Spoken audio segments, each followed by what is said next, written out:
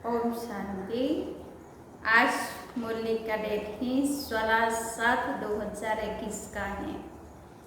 मीठे बाबा ने हम मीठे बच्चों को आज साकार मुरली में कहा, मीठे बच्चे, तुम इस ड्रामा के आदि मध्य अंत को जानते हो।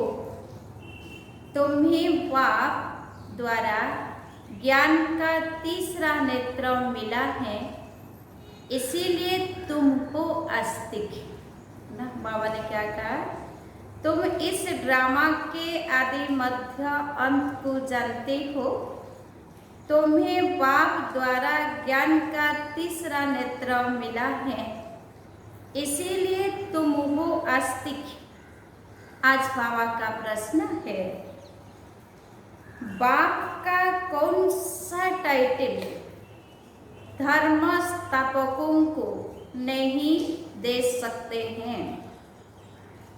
उत्तर, बाबा है सतगुरु। किसी भी धर्म स्थापक को गुरु नहीं कह सकते, क्योंकि गुरु वह जो दुख से छुड़ाए, सुख में ले जाए।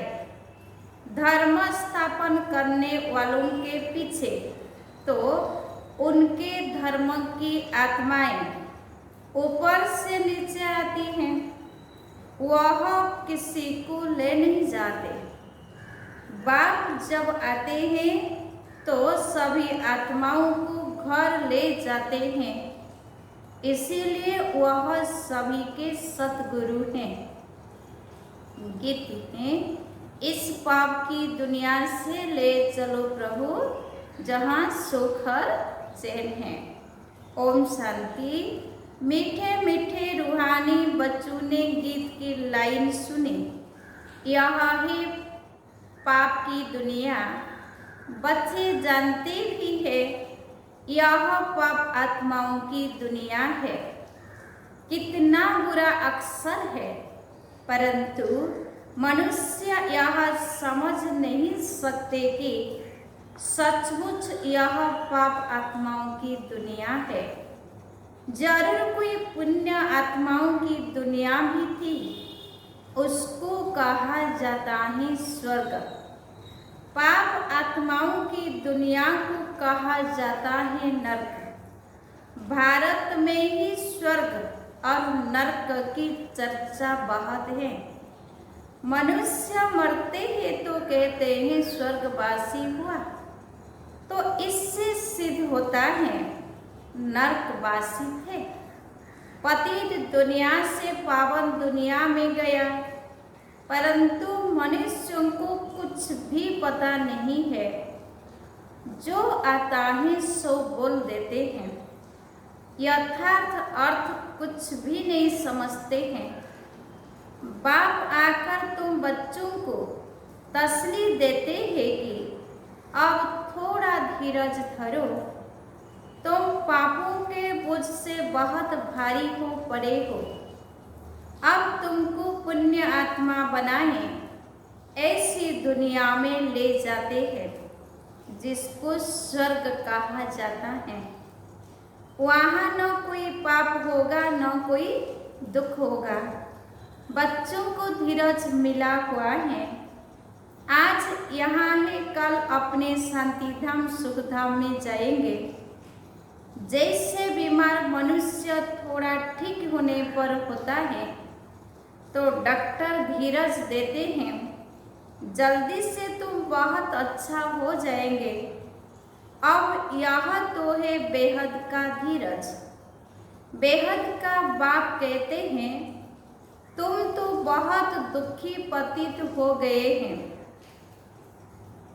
अब हम तुम बच्चों को आस्तिक बनाते हैं, फिर रचना का भी परिचय देते हैं। ऋषि आदि तो कहते आए हैं कि हम रचयिता और रचना को नहीं जानते हैं। अब उसको कौन जानते हैं? कब और किस द्वारा जान सकते हैं? यह किसको पता नहीं है। ड्रामा के आदि मध्य अंत को कोई जानते ही नहीं। बाप कहते हैं मैं संगम युग पर आकर ड्रामा अनुसार तुम बच्चों को पहले पहले आस्तिक बनाता हूँ, फिर तुमको रचना के आदि मध्य अंत का राज सुनाता हूँ, अर्थात तुम्हारा ज्ञान का तीसरा नेत्र खुलता हूँ। तुमको रोशनी मिल गई है, आंखों की रोशनी चली जाती है तो मनुष्य अंधे हो जाते हैं। इस समय मनुष्यों को ज्ञान का तीसरा नेत्र नहीं है। मनुष्य होकर उस बाप और रचना के आदि मध्य अंत को नहीं जानती तो उनको बुद्धिहीन कहा जाता है। गाते भी गीत में भी है ना, एक है अंधे की औलाद अंधे, दूसरे ही सजे दिखाते हैं। महाभारत लड़ाई लगी थी और एक आदि सनातन देवी देवता धर्म की स्थापना हुई थी। बाप ने आत्माओं को आकर राजीव सिखाया था सतयोगी स्वराज्य देने के लिए। आत्माएं कहती हैं मैं राजा हूँ, मैं बैरिस्टर हूँ। तुम्हारी आत्मा अब जानती है हम विश्व का स्वराज्य पा रहे हैं। विश्व के रचयिता बाप द्वारा। वह किसका रचयिता है? नई दुनिया का। बाप नई सृष्टि रचते हैं। बाप नई सृष्टि रचते हैं। क्रिएटर भी है तो उनमें सारा ज्ञान भी है। सारे वर्ल्ड की हिस्ट्री कोई एक भी नहीं जानते हैं। किसको ज्ञान का तीसरा नेत्र नहीं है, सिवाय बाप की कोई तीसरा नेत्र दे नहीं सकते। वर्ल्ड की हिस्ट्री, ज्योग्राफी, मूल वतन, सूक्ष्म वतन, स्थूल वतन, यह सब तुम जानती हो। मूल वतन है आत्माओं की सृष्टि। सन्यासी कहते हैं हम ब्रह्म में लीन हो जाएंगे, वह ज्योति ज्योत समाएंगे। ऐसा है नहीं। तुम जानती हो ब्रह्म तत्व में जाकर निवास करेंगे। वह शांति धाम घर है। वह कह देते हैं ब्रह्म ही भगवान है। कितना फर्क है। ब्रह्म तो तत्व है। जैसे आकाश तत्व है वैसे ब्रह्म भी तत्व है। जहाँ हम आत्माएं और परम पिता परमात्मा निवास करते हैं उनको स्वीट होम कहा जाता है। वह है आत्माओं का घर। बच्चों को मालूम पड़ा है ब्रह्म महतत्व में कोई आत्माएं लीन नहीं होती हैं और आत्मा कभी विनाश को प्राप्त नहीं होती। आत्मा अविनाशी है। यह ड्रामा भी बना बनाया अविनाशी है। इस ड्रामा के कितने एक्टर्स हैं? अभी है संगम युग, जबकि सभी एक्टर्स हाजिर हैं। नाटक पूरा होता है तो सब एक्टर्स, क्रिएटर आदि सब आकर हाजिर होते हैं। इस समय यह बेहद का ड्रामा भी पूरा होता है, फिर रिपीट होना है। उन हद के नाटकों में चेंज हो सकती है। ड्रामा पुराना हो जाता है। यह तो बेहद का ड्रामा अनादि अविनाशी है। बाप त्रिकालदर्शी त्रिनेत्री बनाते हैं। देवताएं कोई त्रिकालदर्शी नहीं होते हैं। न शूद्र बनने वाले त्रिकालदर्शी होते हैं। त्रिकालदर्शी तो सिर्फ तुम ब्राह्मण बनने वाले हो। जब तक ब्राह्मण न बने तब तक तीसरा नेत्र ज्ञान का मिल न सके। तुम झाड़ के आदि मध्य अंत को, सभी धर्मों को भी जानते हो। तुम भी मास्टर नॉलेजफुल हो जाते हो।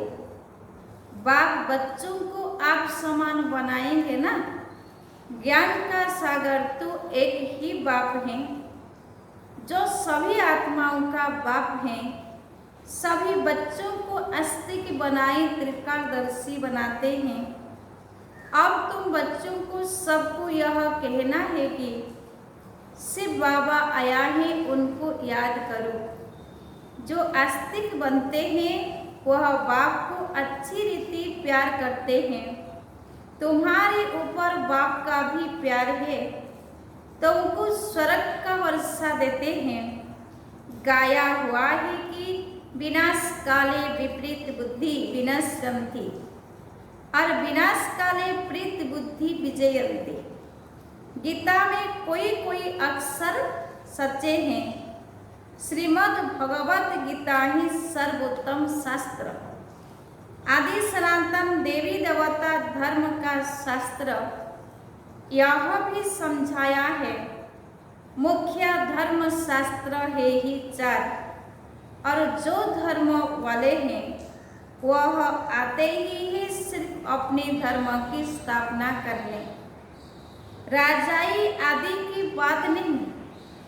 उनको गुरु भी नहीं कह सकते।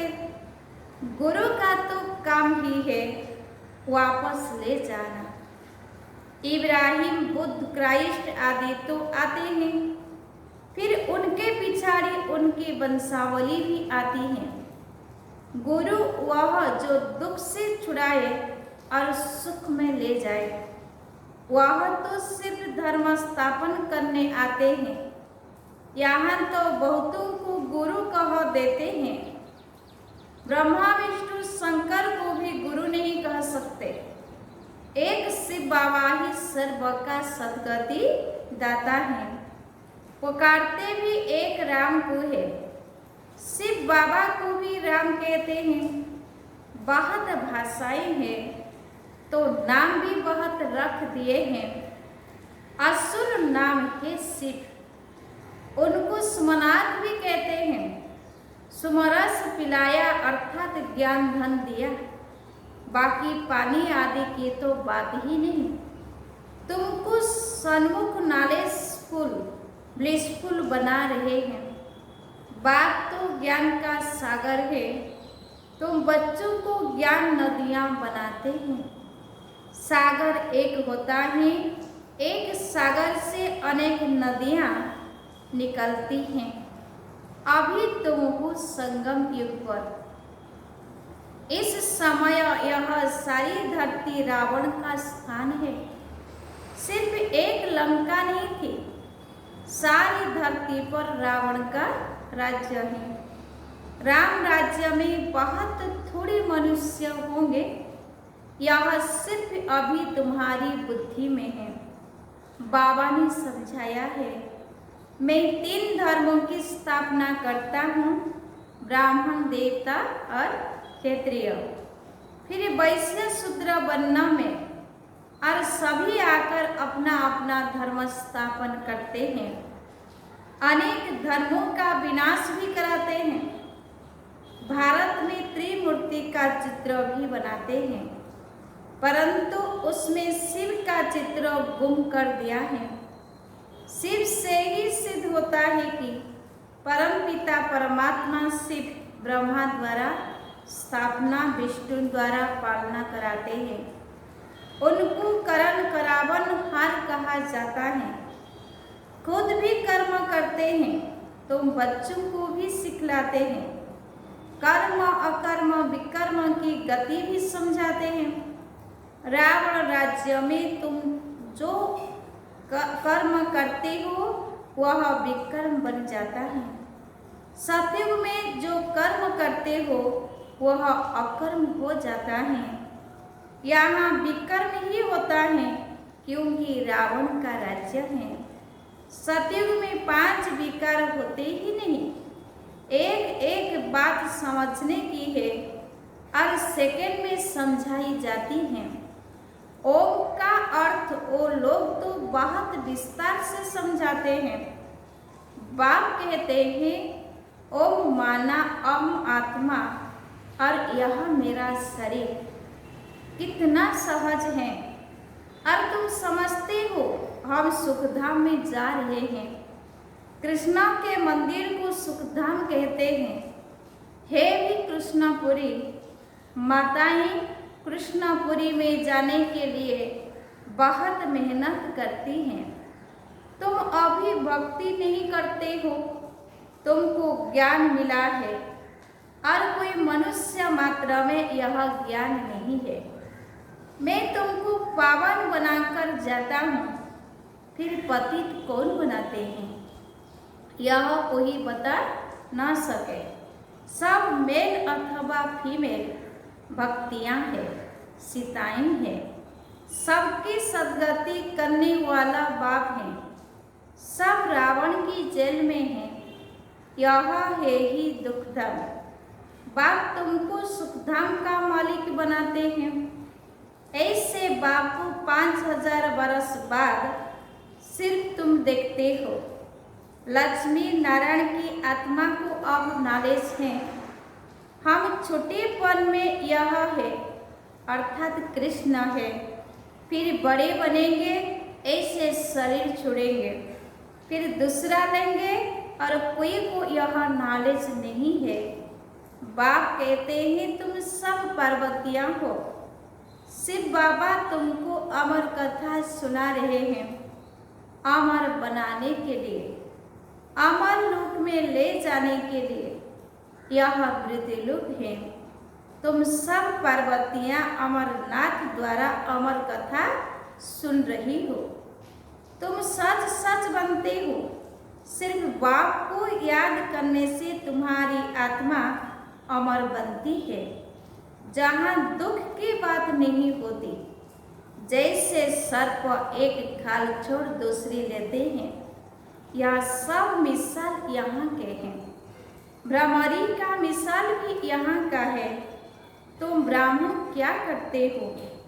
भिखारी कीड़ों को बदल देवता बनाते हो। मनुष्य की ही बात है। भ्रमरी का तो यह एक दृष्टांत है। तुम ब्राह्मण बच्चे अभी बाप द्वारा अमर कथा सुन रहे हो। औरों को बैठ ज्ञान की भू भू करते हो, जिससे मनुष्य से देवता स्वर्ग की परी बन जाएंगे। बाकी ऐसे नहीं कि मान सरोवर में डुबकी लगाने से कोई परी बन जाएंगे। यह सब है झूठ। तुम झूठ ही सुनते आए हो। अब बाप ट्रुथ सुनाते हैं। अब बाप कहते हैं अपने को आत्मा समझो। तुम समझते हो निराकार परमपिता परमात्मा इस मुख द्वारा सुना रहे हैं। हम इन कानों द्वारा सुन रहे हैं। आत्मा अभिमानी बनना है, फिर परमात्मा भी रियलाइज कराते हैं मैं कौन हूँ। दूसरा कोई आत्मा अभिमानी बना ना सके, सिवाय बाप के और कोई कह न सके कि तुम आत्मा अभिमानी बनो। शिव जयंती भी मनाते हैं, परंतु उनकी जयंती कैसे है यह नहीं जानते। बाप ही खुद आकर समझाते हैं मैं साधारण बूढ़े तन में प्रवेश करता हूँ।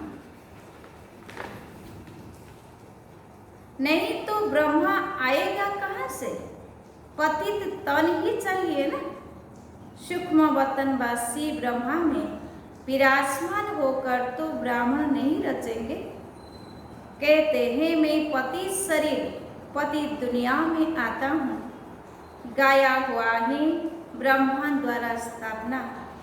फिर जिसकी स्थापना करते हैं, जो यह ज्ञान पाते हैं वह देवता बन जाते हैं। मनुष्य ब्रह्मा का चित्र देखकर मुझ जाते हैं। कहते हैं यह तो दादा का चित्र है। प्रजापिता ब्रह्मा तो जरूर यहाँ होगा। सूक्ष्म वतन में कैसे प्रजा रचेंगे? प्रजापिता के बच्चे हजारों ब्रह्मा कुमार कुमारियां हैं। झूठ थोड़े ही होगा। हम शिव बाबा द्वारा वर्षा पा रहे हैं।